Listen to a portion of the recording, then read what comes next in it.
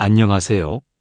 생각보다 많은 어르신들이 통장 예금 때문에 기초연금을 못 받고 계시다는 좀 안타까운 일이 많이 발생합니다.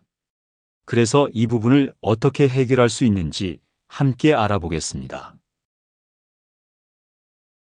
네, 맞습니다. 이게 기초연금이라는 게 소득 하위 70% 어르신들께 드리는 거잖아요. 근데 이제 많은 분들이 잘 모르시는 부분이 통장에 넣어둔 예금도 소득으로 잡힌다는 거예요. 예금이 소득으로요? 그건 좀 의외인데요? 그렇죠. 국민연금공단에서 금융재산에다가 연 4%의 소득 환산율 이걸 적용하거든요. 그러니까 예를 들어 통장에 한 3천만 원 정도 있으시면 실제 이자가 거의 없더라도 연 120만 원, 월 10만 원의 소득이 더 있는 걸로 그냥 계산을 해버려요. 월 10만 원이요? 아니, 이자도 없는데. 네, 그래서 이것 때문에 아슬아슬하게 정말 아깝게 수급 자격에서 탈락하시는 분들이 꽤 계신 거죠. 그것 때문에 연금을 못 받으신다니 정말 속상하시겠어요? 네, 정말 안타깝죠.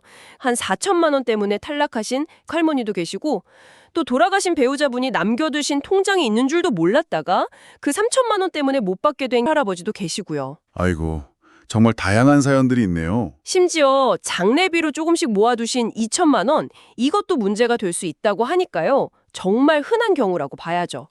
하지만 중요한 건 통장 관리만 좀 신경 쓰면 이걸 충분히 해결할 수 있다는 겁니다. 아, 다행이네요. 그럼 그 해결책이라는 게 구체적으로 어떤 건가요? 네, 네 가지 핵심 전략이 있었죠. 첫 번째가 생활비 계좌 분리법입니다. 아주 간단해요. 통장에는 정말 딱 한 6개월치 생활비 정도만 남겨두는 거예요. 6개월치요? 네, 예를 들어서 월 100만 원으로 생활하신다. 그러면 한 600만 원 정도?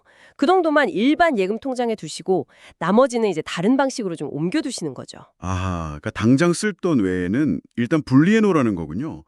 이거 생각보다 간단하면서도 바로 실천해 볼 수 있겠는데요? 그렇죠. 효과적인 방법입니다. 그럼 이제 다른 방식이 중요하잖아요. 네네. 그게 궁금해요. 그게 이제 두 번째 방법인데요.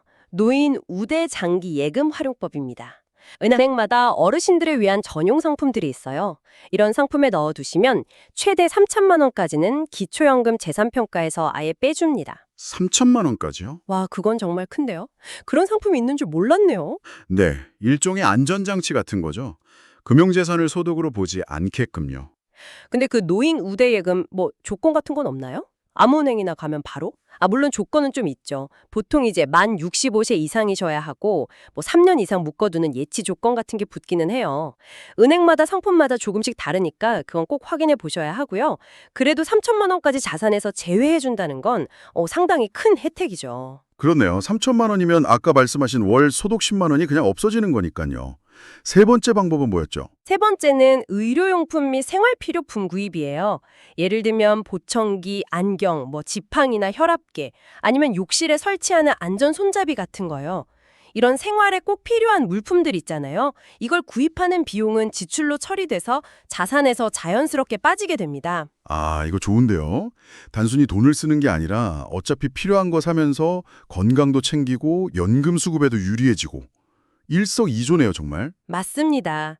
그리고 마지막 네 번째 방법이 있었죠. 이건 조금 더 계획이 필요한데요. 현명한 증여 전략입니다. 중요해요. 자녀들한테 주는 거 말씀이시죠? 네. 법적으로 자녀에게는 10년간 5천만 원, 그리고 손자녀에게는 2천만 원까지는 증여세 없이 줄 수 있거든요. 근데 여기서 중요한 건 이걸 그냥 현금으로 뭉텅이로 주시면 안 되고 계획적으로 나눠서 정식으로 증여 신고 절차를 밟으시는 게 안정하다는 거예요. 아, 현금으로 그냥 주면 왜 위험한 건가요? 추적된다 이런 말씀이셨던 것 같은데? 네, 맞아요. 공단에서 기초연금 신청하시면 보통 최근 한 5년간의 금융거래 내역을 보거든요. 근데 갑자기 큰 금액이 현금으로 빠져나가거나 이동한 게 보이면 이동 어디다 썼는지 출처가 뭔지 소명하라고 할 수 있어요. 이게 만약 증여로 판단되면 나중에 문제가 될 소지가 있는 거죠. 그렇군요. 투명하게 계좌이체 같은 걸로 하고 필요하면 신고도 하고 네, 그게 가장 깔끔하고 안전한 방법입니다. 확실히 미리 계획하고 절차를 지키는 게 중요하겠네요. 와, 근데 이런 방법들을 잘 조합하면 통장에 7천만 원이나 있으셨는데도 기초연금을 받게 되셨다니 정말 놀랍네요. 네, 그러니까 제대로 알고 준비하면 방법이 있다는 거죠. 오늘 저희가 살펴본 것처럼 첫째, 생활비 계좌 분리하고 둘째, 노인우대 예금 활용하고 셋째, 필요한 물품 사고 마지막으로 계획적인 증여까지 이 네 가지를 잘 활용하시는 게 핵심입니다.